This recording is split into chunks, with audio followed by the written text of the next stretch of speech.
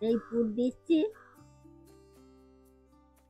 দিদাও খুব সুন্দর বানাতে পারে। তো লেচিটাকে এইভাবে গোল গোল করে নিই, এর ভেতরেই পুরটা দেব।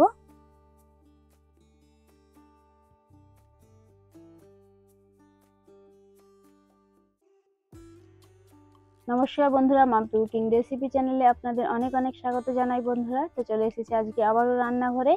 তো আজকে একটা নয়, আজকে দুটো রেসিপি বানাবো। তো শীত প্রায় চলেই যাচ্ছে আর মটরশুঁটিও শেষ হয়ে যাবে, তো তাই ভাবলাম, তো এখন যেহেতু মটরশুঁটি আছে তাই ভাবলাম যে মটরশুঁটি দিয়ে একটা খাস্তা কচুরি বানাই, আর সাথে বানাবো পনিরের তরকারি। তো শুধু কচুরি খেতে ভালো লাগবে না, একটু তরকারি না হলে। তো এই যে দেখুন, দোকান থেকে পনিরও আনা হয়েছে। দেখুন পনিরটা একদম ভরাট। তো পনিরটা আমি ছোট ছোট করে কেটে নিই। তো আজকে আমার দিদা এসছে, তো দিদা এদিকে মটরশুঁটি ছাড়াচ্ছে, তো আমি এদিকে পনিরগুলো কেটে নিই।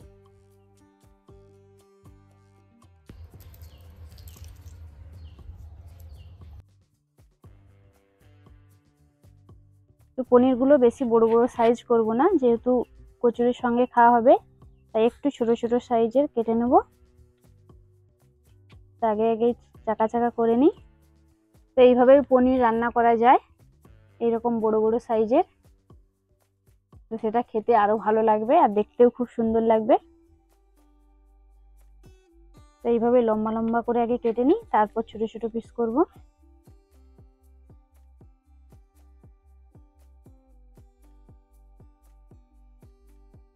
দেখুন পিসগুলো এইভাবে করেছি, বেশি বড় সাইজ না, হালকা ছোট সাইজ আছে। রেসিপিগুলো ছাড়াচ্ছি। তো অনেকদিন পর দিদা এসছে আমাদের বাড়ি, তাই জন্যই দিদাকে আজকে রান্নাঘরে নিয়ে এসেছি, আমাকে একটু সাহায্য করে দেবে। তো প্রথমে আমি পনির আলু তরকারিটা করে নেব। আর তো যেহেতু অনেকটাই মটরশুঁটি আছে, তো পনিরের তরকারিতেও কিছুটা মটরশুঁটি দেব। তো এদিকে উনুনে কড়াও বসিয়ে দিয়েছি আর মটরটাকে ভালো করে ধুয়ে নিয়েছি। তো যেহেতু মটরশুঁটির কচুরি বানাবো, তাই মটরটাকে হালকা ভাপিয়ে নেব, না হলে একটা কাঁচা গন্ধ থাকবে। হালকা ভাপিয়ে নিলে সেই গন্ধটা আর থাকবে না।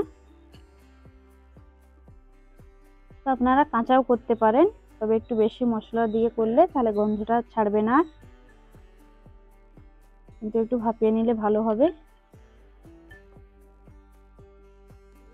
তো এদিকে মটরটা সেদ্ধ হতে থাক, তো এই ফাঁকে আমি মশলাগুলো করে নিই পনিরের তরকারি। তো পনিরের তরকারিতে আমি আজকে দেব, নিরামিষই বানাবো, আজকে চাল মগজ আর পোস্ত বাটা দেবো একসঙ্গে। আর এখানে আদা কুচিয়ে নিয়েছি, আদা বাটা দেবো। এদিকে আছে টমেটো, এখানে আলু আলু রেখেছি, আলু কুচি দেব।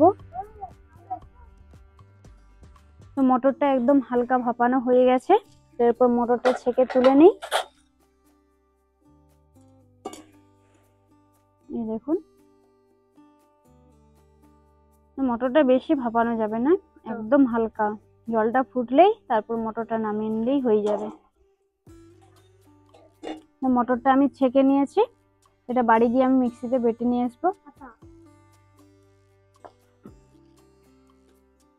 তো রান্নাঘরটা যেহেতু খোলামেলা, তাই আজকে হাওয়াটা অন্যদিকে হচ্ছিল, মানে আমি যেদিকে বসছিলাম উনুনের তাপটা সেই দিকে যাচ্ছিল বলে, তাই জন্য ঘুরিয়ে নিয়েছি উনুনটাকে। তো প্রথমে আমি কচুরির পুরটা বানিয়ে নেব। তো তার জন্য কড়াইতে দিলাম সরষের তেল। তো আজকে একজন বড় মা এসছে আমার রান্নাঘরে, আমি রান্না দেখার জন্য আমি দমদম থাকি। বড় মা দমদম থেকে এসছে। তো বড় মারা আসলে এটাই হচ্ছে শ্বশুর বাড়ি, তো থাকে দমদমে, যেহেতু দাদু চাকরি করে সেখানে, তাই জন্য সেখানেই থাকা। তো তেলটা গরম হয়ে গেছে, তো তেলের উপরে দিয়ে দিচ্ছি হিং। তো কচুরির পুরে হিং দিলে স্বাদ ও গন্ধটা দুটোই ভালো আসে। তো এরপর আমি মটরশুঁটির বাটাটা দিয়ে দিলাম। বাবা একটু দাঁড়াও না, একটু বসো শান্ত হয়ে। আমি দেখি ইউটিউব, কিন্তু আসবো আসবো করে আসা আর হয় না। আর তোমাদের এটা আমার দেখার খুব অনেক দিন থেকে ইচ্ছা। এরপর মশলাগুলো দিয়ে দিচ্ছি। প্রথমে দিচ্ছি আদা বাটা, তো অল্প পরিমাণেই দিচ্ছি।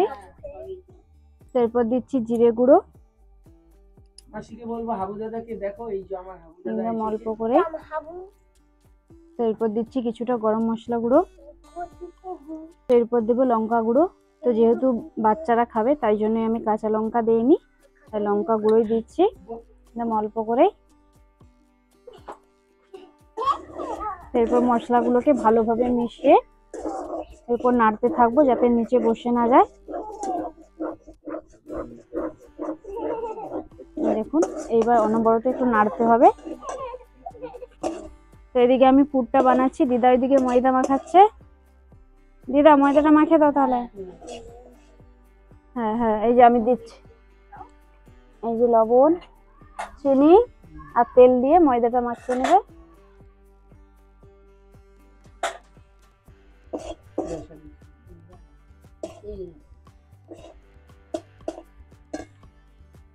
আজ রান্নাঘরে দিদা আর বড় মা দুজনে মিলে ময়দা মাখাচ্ছে।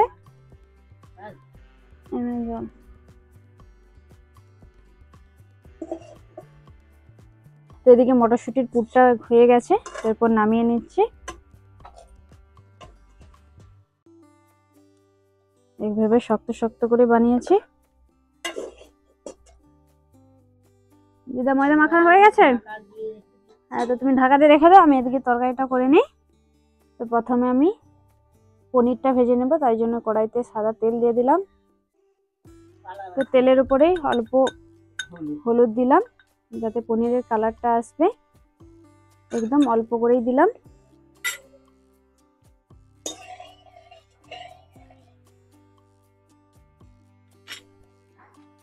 তেলটা ভালোভাবে গরমও হয়ে গেছে, তো এর উপরেই পনিরগুলো দিয়ে দিচ্ছি।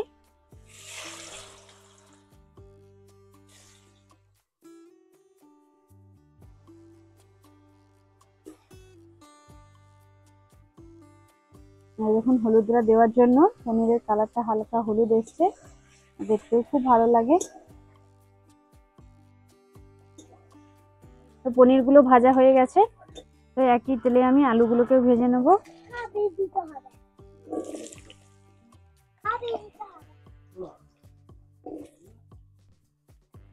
তো আমি আলুও ভেজে নিয়েছি। তো এরপর যে পনিরের তরকারিটা করবো সেই মশলাটা করে নিই। তো প্রথমে কড়াইতে আমি টমেটো কুচি দিয়ে দেবো।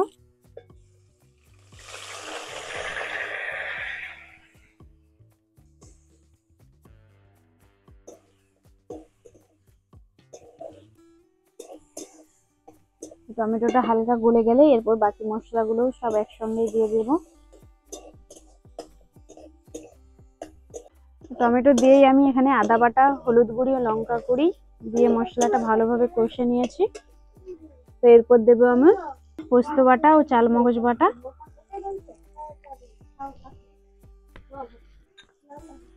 এই মশলাটাকেও ভালোভাবে মিশিয়ে দেবো, আর মশলাটার কালার দেখুন কত সুন্দর হচ্ছে। মশলাটা হয়ে গেছে, তো এর উপরে আমি মটরশুঁটি গুলো দিয়ে দেবো। তো এর উপরে আমি ভেজে রাখা পনির ও আলুগুলো দিয়ে দেবো।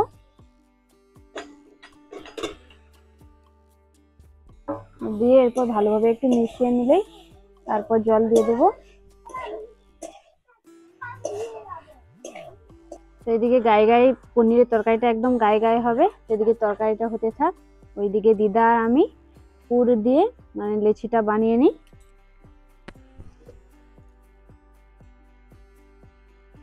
দিদা চলো।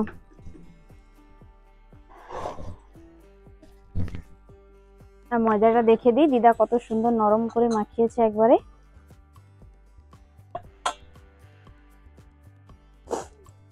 এইভাবে ময়দাটা মাখিয়ে নিয়েছি। তো এইভাবে ছোট করে একটা লেচি কেটে নিয়েছি। লেচি কেটে লেচিটাকে গোল করে নিই প্রথমে। আর দেখুন দিদা কত সুন্দর বানাচ্ছে। এই পুর দিচ্ছি। তো দিদাও খুব সুন্দর বানাতে পারে। তো লেচিটাকে এইভাবে গোল গোল করে নিই, এর ভেতরেই পুরটা দেব।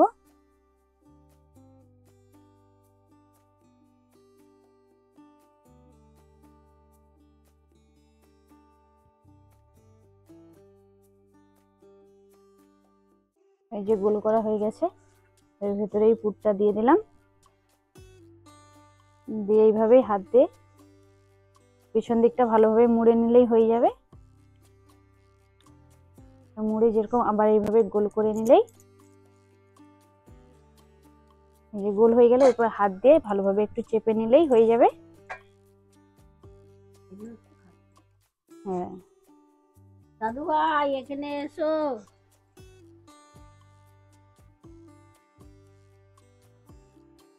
তো দেখুন এইভাবেই বানাতে হবে সবগুলো। তো এটা হচ্ছে খাস্তা কচুরি, আর যেটা এমনি কচুরি বানানো হয় সেটা হচ্ছে লুচির মতো বেলতে হয়। তো আজকে আমি লুচির মতো বেলছি না, এটা খাস্তা কচুরি বানাচ্ছি। আর দিদা আমার থেকেও ভালো বানাচ্ছে। আমি ভালো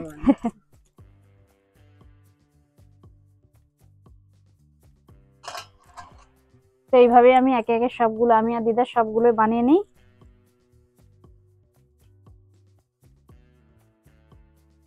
তো আলু পনিরের তরকারিটা দেখুন হয়েও এসেছে, আর আলুগুলো ভালোভাবে সেদ্ধ হয়ে গেছে। তো নামানোর আগে আমি কিছুটা গরম মশলা গুঁড়ো দেব। এই যে গরম মশলার গুঁড়ো দিলাম,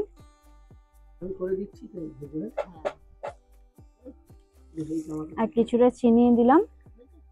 তো যেহেতু পনিরের তরকারি একটু মিষ্টি মিষ্টি স্বাদ হলে তরকারিটা খেতে ভালো লাগবে।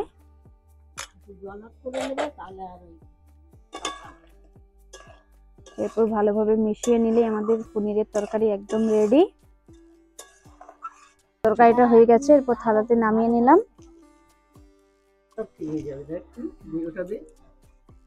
তো পনিরের তরকারি হয়ে গেছে, এরপর কচুরিগুলো ভেজে নেব। কড়াইটাকে প্রথমে একটু ভালো করে ধুয়ে নিই। তো দেখুন কচুরিগুলো কত সুন্দর একই মাপে হয়েছে। তো তেলটা ভালোভাবে গরম হয়ে গেছে, এর মধ্যে কচুরিগুলো দিয়ে দিই। তো একসঙ্গে আমি 3টে করে দেব।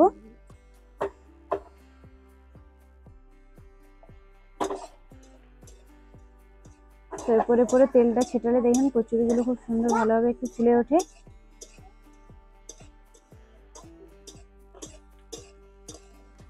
তো হালকা লাল লাল করেই ভাজতে হবে। আর দেখুন কচুরিগুলো ফুলছে।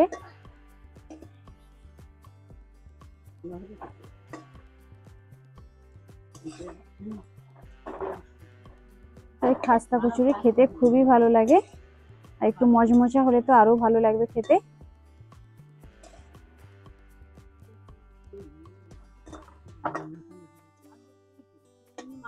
কচুরিগুলো দেখুন কত ভালোভাবে ভাজা হয়ে গেছে, এগুলো তুলে নিই।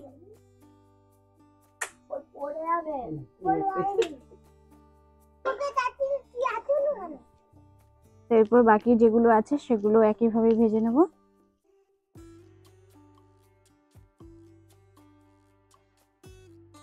সব কচুরিগুলো ভেজে নিয়েছি, আর দেখুন কচুরিগুলো দেখতে কত সুন্দর হয়েছে।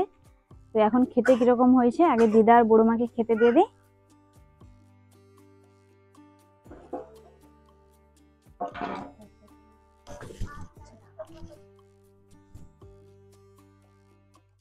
দিদা একটাই নেব না, বেশি খাবো না। কেন? না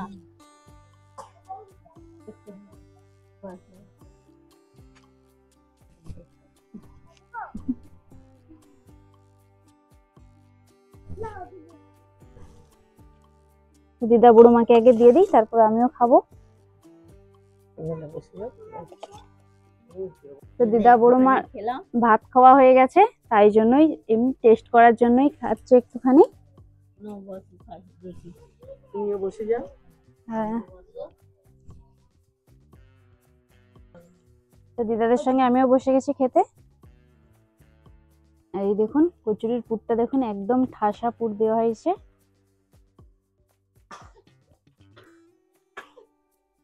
খুব সুন্দর হয়েছে রে নাচবো। ভালো হয়েছে, আমরা খেয়ে দেখি।